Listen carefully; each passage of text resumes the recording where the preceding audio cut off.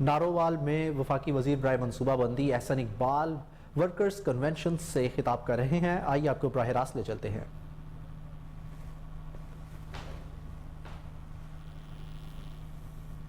عوام کے اوپر مہنگائی آئے گی، بجلی مہنگی ہوگی، گیس مہنگی ہوگی.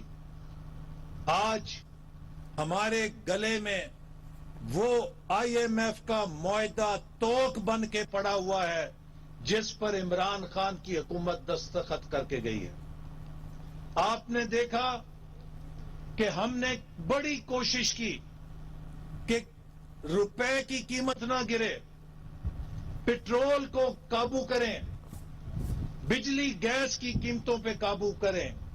لیکن آئی ایم ایف نے کہا کہ اگر آپ اس معاہدے پر عمل